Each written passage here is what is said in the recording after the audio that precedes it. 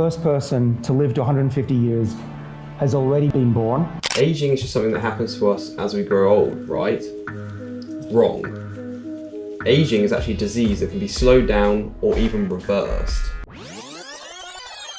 I've consumed loads of content from a leading expert in this field, Dr. David Sinclair, who has a lab at Harvard, and I've distilled it down to the key things which can help you live a longer, better life. You watch one YouTube video and potentially add years to your life. Sounds like a good deal to me.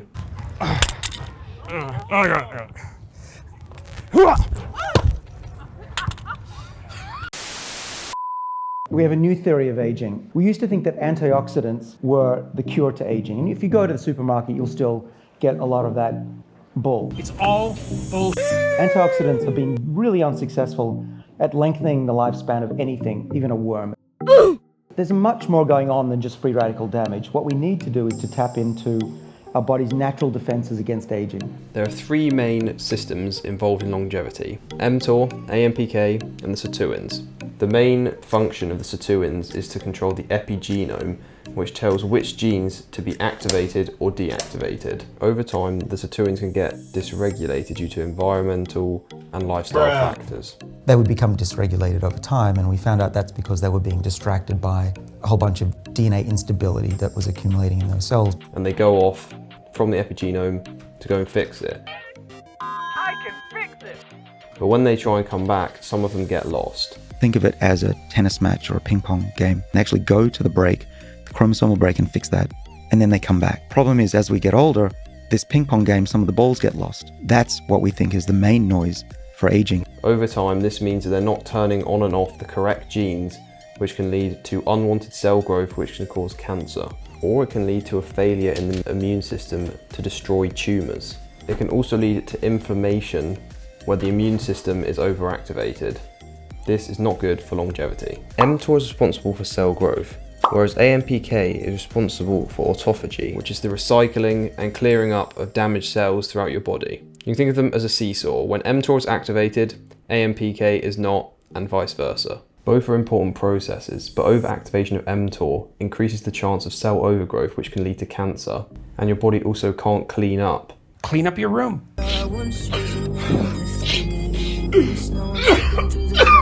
Meaning there are toxic, damaged proteins sitting around in your body which have been linked to neurodegeneration. Not good. So how do we make sure we don't overstimulate mTOR and allow AMPK to do the cleaning up? mTOR is stimulated by insulin, dietary protein, specifically the amino acid leucine, excess calories, and resistance exercise. One of the main things that seems to contribute to longevity is not overloading your body with food. The main way longevity scientists recommend doing this is by limiting your eating window. Intermittent fasting. Intermittent fasting. Intermittent fasting. Though others, such as Lane Norton, think most, if not all, of the same benefits can be achieved through just restricting calories. The current body of literature is pretty conclusive that the effects of intermittent fasting are due to the energy restriction. mTOR isn't inherently bad, Why you bullying me? but having it on too much seems to cause problems. So if you're listening to the Western healthcare systems and grazing throughout the day, eating 3 high carbohydrate meals and snacks, then your mTOR is going to be on a lot of the time.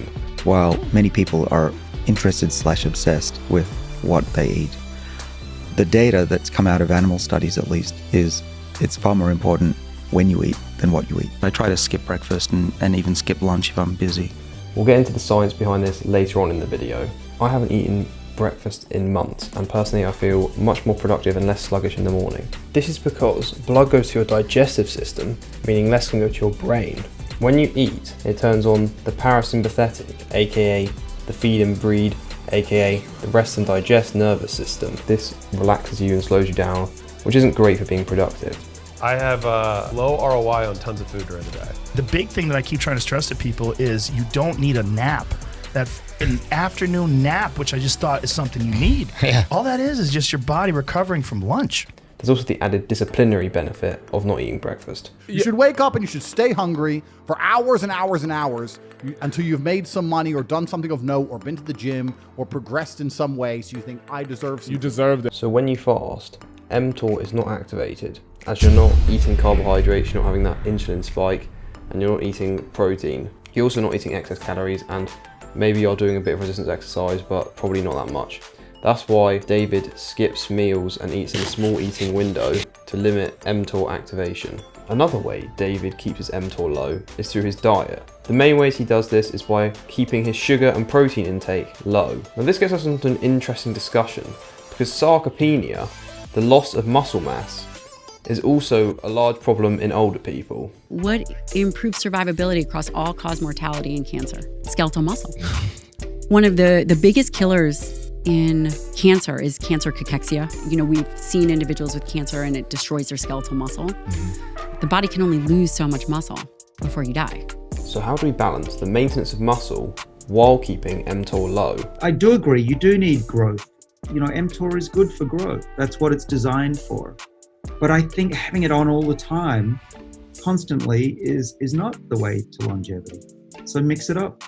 I think what's a good middle ground, and what I and some in the carnivore community currently do, is you have a good fasting window, and then when you do eat, you eat a good amount of leucine-rich protein, which is important for maintaining and building muscle. I'm getting lots of protein. I'm turning mTOR on for 6 hours a day, and then I have a fasting window where it's off all day. And I'm signaling it with leucine. It's more precise. It's on less, and it's on for a shorter amount of time. If somebody's eating a carbohydrate-rich diet, they're going to have mTOR on more than somebody doing what I'm doing. I agree. This way, you can get the nutrients and protein from meat to help you maintain your muscle. Creatine, carnitine, choline, anserine, carnosine, vitamin K2, biotin, riboflavin, vitamin B12. The list goes on and on. While also giving the body time to complete autophagy and do the cleaning up. One of the main reasons muscle is beneficial is because it's your body's glucose disposal depots. Muscle is why we remain insulin sensitive ultimately. If you give two people the same amount of carbohydrates, the one with higher muscle mass will be better at using up the glucose, whereas one with less muscle will have more glucose circulating in their bloodstream, which can cause problems. And considering the fact that protein doesn't activate mTOR for as long as insulin does. Leucine in the blood is up and down in about 45 minutes. Not so with insulin. Insulin will come up and it will stay elevated for 3 hours. During that whole time, mTOR can't turn off. It doesn't really make sense to me to limit animal protein. If anything, you probably want to prioritize it. So you got any of them organs? Just don't be eating all throughout the day. Falling is also a large problem in older people. Every 19 minutes, somebody falls over in the US and dies from a fall. And it starts with the feet and the ankles. I think that modern footwear is greatly contributing to this problem. So if you're interested in figuring out how to strengthen your feet, check out my other video titled Modern Shoes Are Killing Your Feet. Having strong hands and forearms can help you break your fall or grab onto something as you fall over to reduce the damage. So it should be no surprise that grip strength is correlated with longevity. Essentially, after age 65, you could tie the majority of deaths to some kind of lack of muscular strength or lack of muscle. It has also been correlated with bone density, fractures, cognition and depression, and problems with hospitalization. David has caught some flack for his physique from some meat eaters. Do you want to be built like David Sinclair? He's a fine scientist. He's a fine scientist. Hey, he's not jacked and tan though, right? In the most respectful way possible, show me someone in the longevity community who has adequate muscle mass, who has a six-pack, and is not sarcopenic, because that is the result of that type of living. If you avoid leucine, if you avoid methionine, if you avoid meat and organs, and you practice caloric restriction or you practice intermittent fasting to an extreme degree, you will lose muscle mass and you will make yourself more susceptible to age-related disease of decrepitude.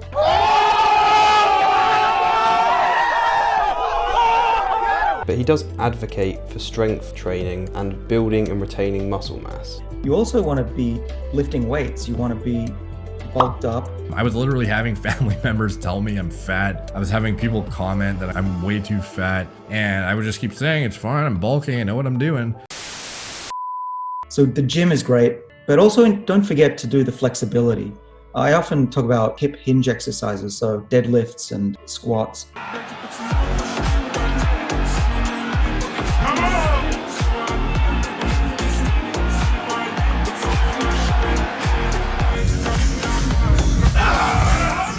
These are really important as you get older because, we sit way too much, and particularly the hip muscles, the piriformis muscle that goes through your hip, it basically atrophies. It's very hard to get it back if you don't get up and move and give it a workout. What I find interesting is that David admits that there are benefits to eating meat. Just like testosterone and growth hormone, you will get immediate health benefits.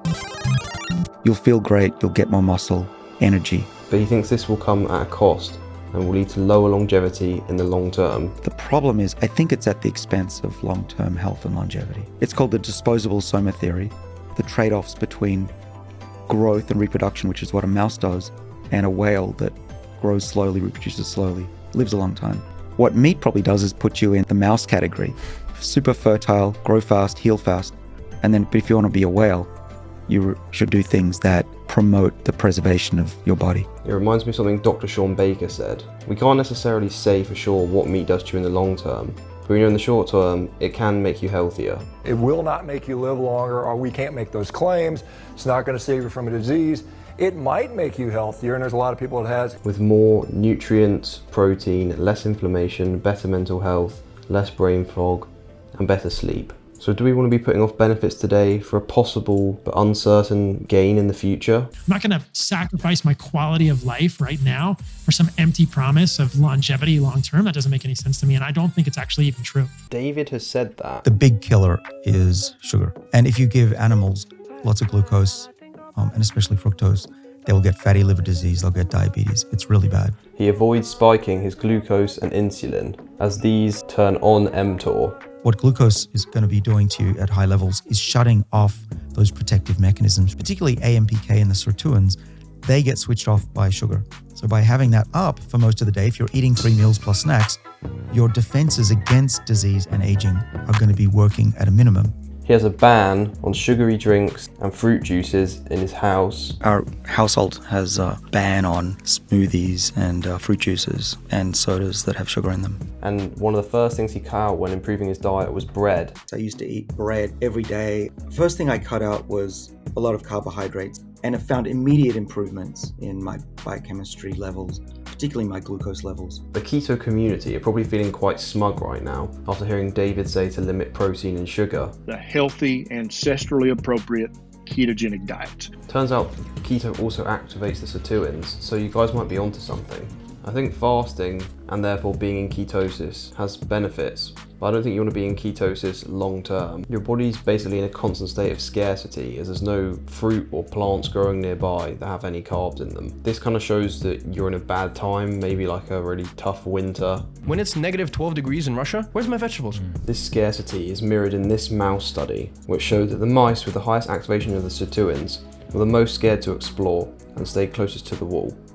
So perhaps turning this system on will lead to a longer life, but may come at a cost, as your body feels like it's constantly fighting to survive. I think you just need to make sure to not overdo it. I'm not saying you're going to drop dead tomorrow by doing a keto diet, but a lot of people do have issues with hormones, sleep, and electrolytes, which can lead to cramps and heart palpitations. Feel a lot better. Electrolytes got better. Cramps got better. Testosterone went back up. Heart palpitations went away. Sex hormone binding globulin is cut in half, and my sleep is better. Why did all that happen? Because insulin is actually valuable for humans. Just make sure to remain open-minded and be honest with yourself. If you're not feeling good, maybe it's time to change something up. But if you're thriving, keep going. You do you. David also agrees the vegetable oils are terrible for you. Vegetable oils, which are fucking terrible for you. Safflower and corn oil, all that stuff that's just terrible. Terrible for you. It is. David eats a plant-based diet. He used to eat dairy, but he cut that out and said how he had improvements in his blood markers. I've looked at my blood biochemistry and I'm actually now younger and healthier than I've ever been. Testosterone, glucose, inflammation, blood cell composition. For most of those markers, I'm better than a 20-year-old for health. And I think a lot of that's due to my new diet that I've adopted because I can just see things getting better and better over time. He didn't actually speak out how he felt though, and his diet does seem quite extreme. I tend not to eat more than half a regular meal at dinner compared to what I see everyone else eat. And that's once a day? Once a day, yeah. A salad, some cheese, maybe a bit of shrimp, maybe some chicken if I'm eating out, but probably not often. caloric restriction seems to have longevity benefits. Guess what increases autophagy just fine? You guessed it, regular old calorie restriction. But intermittent fasting seems to have many of the same benefits. So don't worry, I don't think you have to only eat half a salad a day to live a long life. We thought caloric restriction always works. That's not true. It can depend on your genetics. Some strains of mice, and probably humans as well, are much more sensitive to these types of diets, and you probably want to do it a little less than someone else. And you only know that if you try it on yourself and measure things. Where did the obsession with plant-based diets even come from? It's the famous blue zones, 5 areas around the world where people live longer than average life expectancy. There is some controversy over whether the blue zones are legit or not, with many people saying that the amount of animal products they consume is understated. In the blue zones, people eat significant amounts of meat, contrary to what you've been told. People also say there are other places which have high life expectancies and eat a lot of animal products, like Hong Kong or Iceland, which weren't included in the study. It also appears that the blue zones have favourable genes for longevity. I'm sure we've all heard of some old person who still smokes and drinks, even though they're like over 100 years old. I'm sure we can agree that's not going to be contributing to their longevity. Smoking chemicals, for example, we know accelerates biological age pretty dramatically. The thing is, some people can get away with it and some people can't. So I think it's best to just steer clear instead of gambling with your health.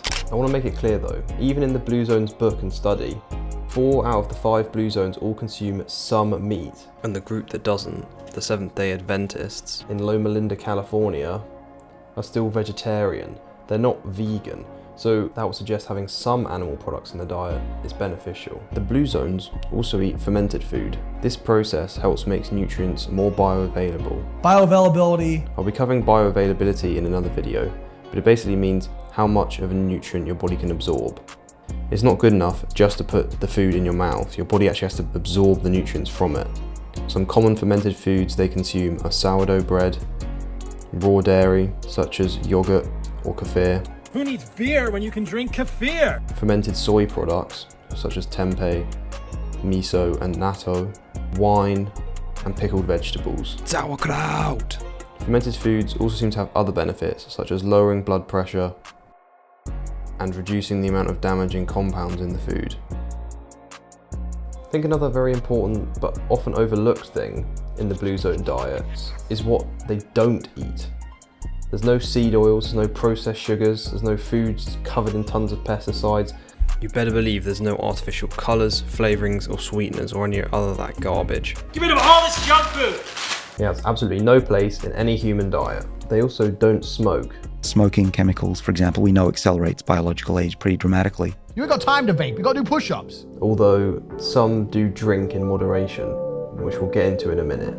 It turns out there's other factors that contribute to the longevity in the Blue Zones, not just their diet. Regardless of what you think about the claims about the Blue Zone diets, I think there are some other lifestyle changes that one can replicate to increase longevity.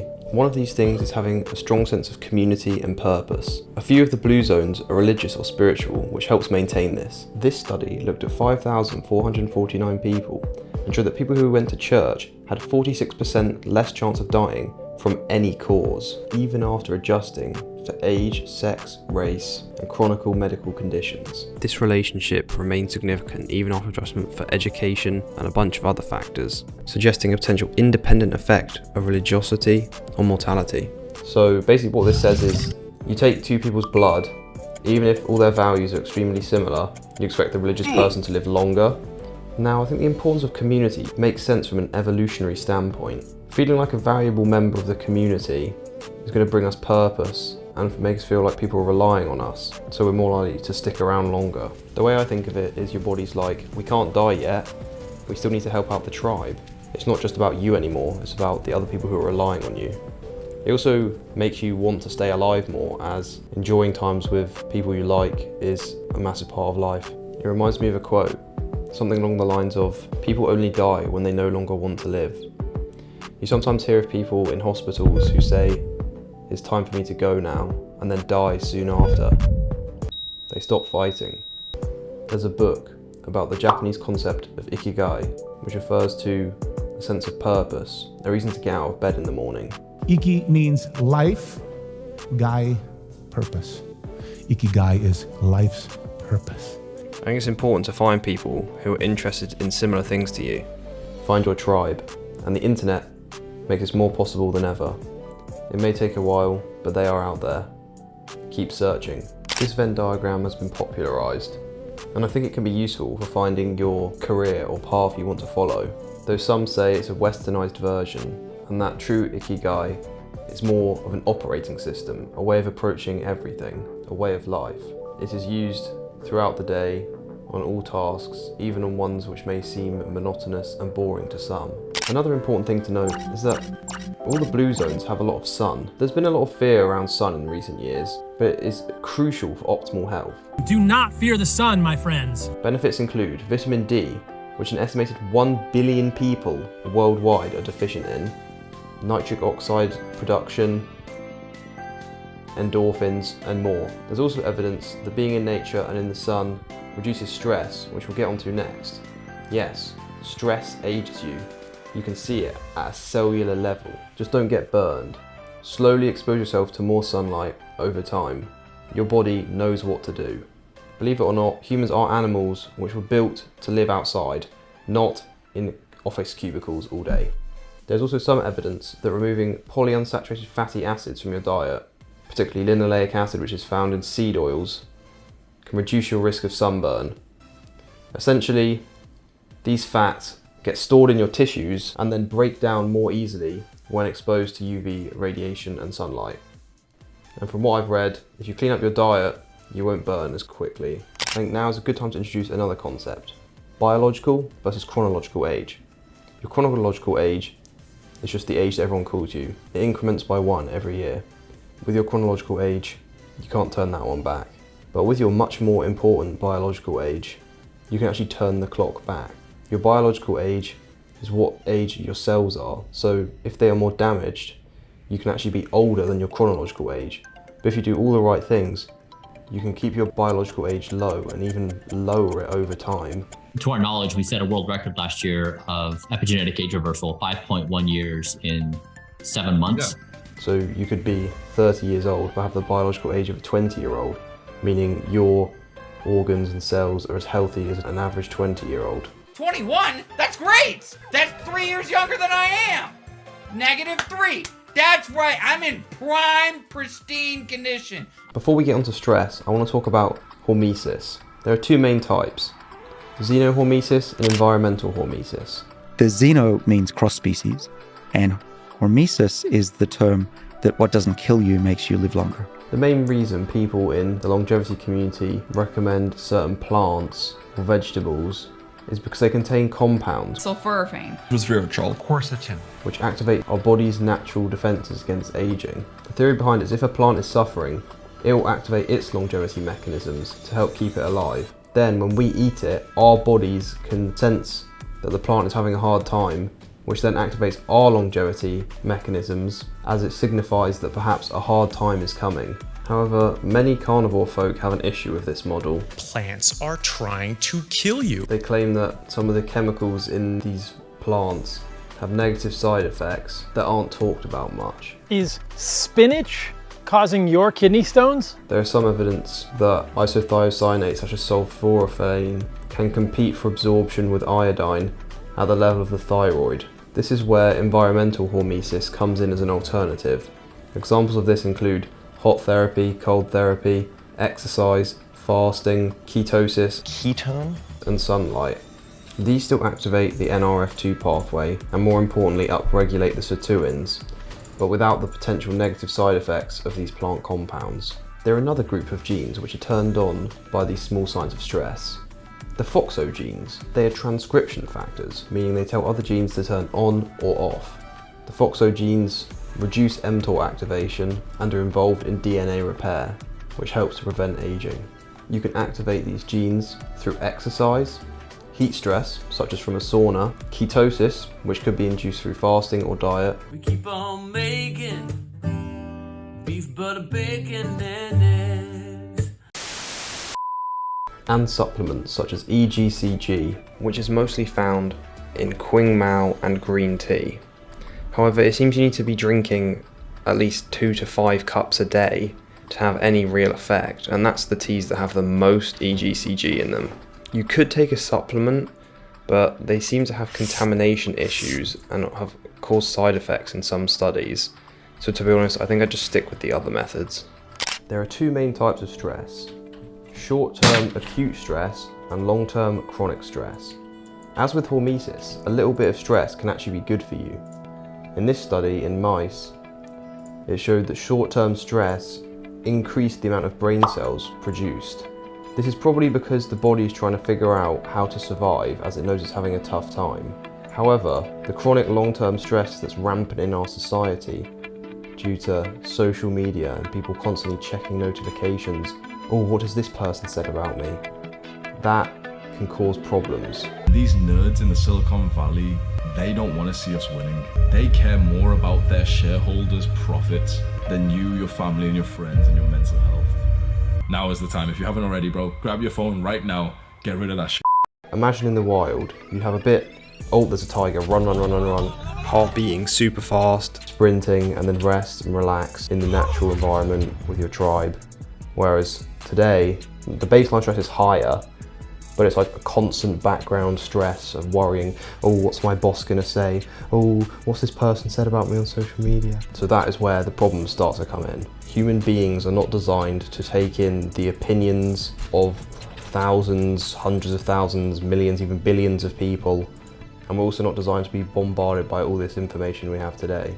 I'm not saying this is all bad. A lot of it can bring a lot of good, but our primal brains are not ready for this, so it can cause issues. Keeping your stress and inflammation low, exercising and fasting can activate another useful anti-aging system in your body. The telomeres are protective caps on the ends of your DNA. Like the ends of shoelaces. When a cell divides, the telomeres seem to get shorter. The shorter the telomeres, the more likely a cell will become senescent. If they wear out, it actually leads to cellular senescence, these zombie cells. Which can cause all kinds of problems. It's believed that cellular senescence lies at the heart of many of the chronic diseases that are synonymous with aging. There's also evidence that hyperbaric oxygen therapy can help lengthen telomeres, but obviously that's not going to be as accessible to people. But there does seem to be a lot of interest in the therapy. I'm doing hyperbaric treatments. I feel pretty good. So it might become more popular in the future. There are some fears that having long telomeres can contribute to cancer. People have talked a lot about is that cancer cells like to have long telomeres because they like to grow. And telomeres are thought to slow cancer cells from multiplying. That's theoretical, and actually the more studies that have been done, the less that seems to be the case. So I'm less concerned about the safety issue. However, having short telomeres seems to be a cause of cancer, as when your cells divide too much, they become unstable and the telomeres don't cap the ends of your DNA properly. The body mistakes these unraveled ends as a DNA break and starts fusing random bits of DNA together, which can cause mutations leading to cancer. If you have a healthy lifestyle, your chance of cancer will be much lower, and I believe the positive effects of longer telomeres will outweigh the potential negatives. Not only is there a lack of stress and loneliness in these communities, there's also a lack of obesity. I don't see any fat people here. You may have been told the bodies come in all shapes and sizes, and that morbid obesity is actually healthy. That was a lie.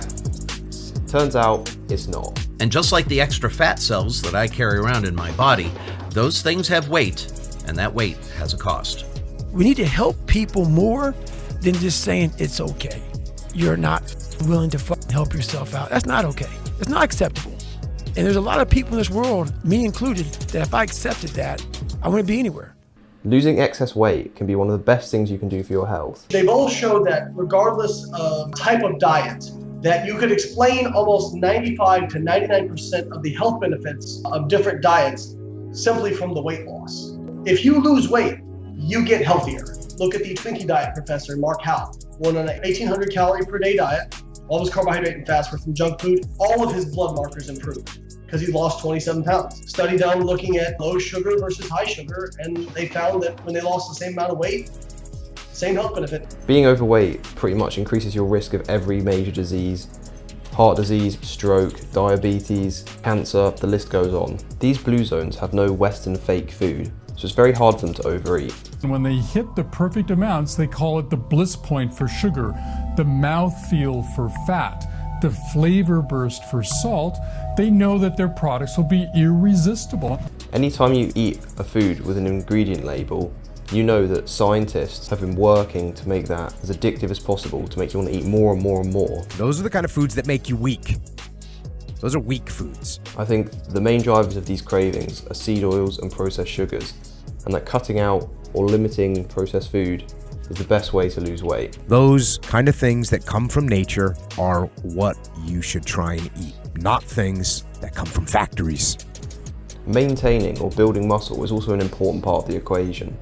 I see many people who are trying to lose weight grinding out at cardio to burn a few hundred calories, but once they stop, the calorie burning stops. On the other hand, when you build muscle, that muscle will burn more energy throughout the whole day, even when you're sleeping. It's like passive income. Passive income. But for weight loss. Passive income hack unlocked. That's another reason why I don't think it makes sense to limit protein, as maintaining a good amount of muscle can help you keep a healthy body composition.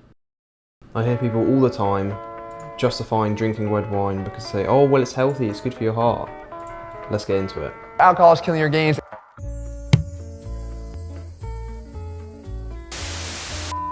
The main compound found in red wine, which is touted for its health benefits, is resveratrol.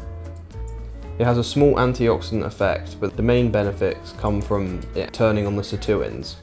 Now, however, there's a big difference between a compound in a food having a beneficial effect and the food itself having a beneficial effect. Sure, resveratrol seems to have beneficial effects, and resveratrol is found in red wine, but this doesn't mean that red wine is going to extend your lifespan or is good for you, because the concentrations are so low. You'd need hundreds of glasses of red wine a day, which I don't recommend. And the negatives you're going to be getting from all that alcohol are going to far outweigh the benefits you would get. Now that's a lot of damage! There are other compounds in red wine which seem to have benefit, but I think it's all the same story. The dosages are just nowhere near high enough to actually have any real benefit. There are claims that those who drink moderately outlive those who don't drink at all. And I think there may be a hormetic effect of alcohol. But another important thing to consider is perhaps a lot of the non-drinkers might not be drinking because they have other health issues or medications they are taking. So this is going to influence the studies and it's going to be overlooked, as the general health of the non-drinkers probably isn't that great. Some blue zones do drink wine in moderation, but I don't really think that's got anything to do with their longevity. There's a lot of other factors at play, so it's hard to single out wine as the one thing that's making a difference. Furthermore, the Seventh-day Adventists in Loma Linda, California don't drink at all, and they're still one of the blue zones which live a long time, so it appears to be unnecessary. It's your life, so if you want to drink a bit, then go for it, but I don't think it's really going to do anything for you. This study showed that even 1 or 2 alcoholic units per day can shrink areas of the brain, and if you overdo it, the consequences only get worse. Even just 7 glasses of wine across the week, it's likely that there is going to be some degeneration of your brain in response to that alcohol intake. The whole reason everybody got hyped about red wine in the first place is because the French ate a lot of saturated fat, but somehow they lived a long time and didn't get tons of heart disease. But mainstream Western healthcare couldn't take this. But they weren't drinking gallons of vegetable oils. How is this possible? There must be some other explanation. What was different, they asked themselves. Well, the French drank a lot of wine, so they started investigating that for potential health benefits. This is what's called an ad hoc hypothesis. A hypothesis added to a theory in order to save it from being falsified. Just because a hypothesis is ad hoc doesn't mean it's wrong, but it deserves scrutiny.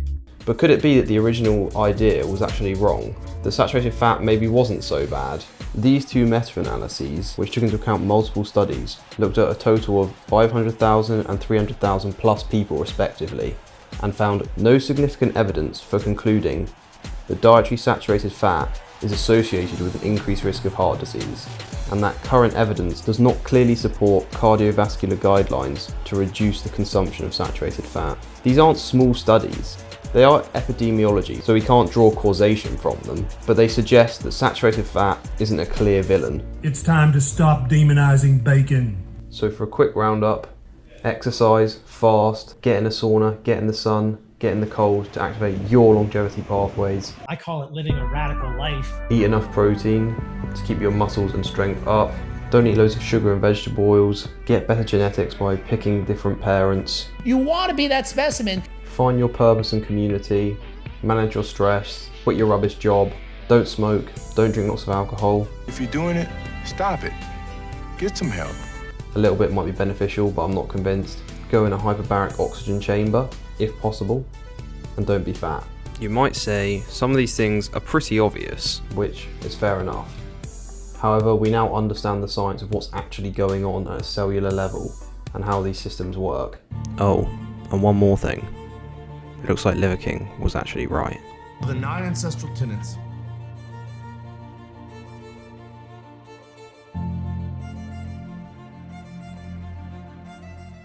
I know that's a lot of things. Don't stress over them too much, or that will affect your longevity.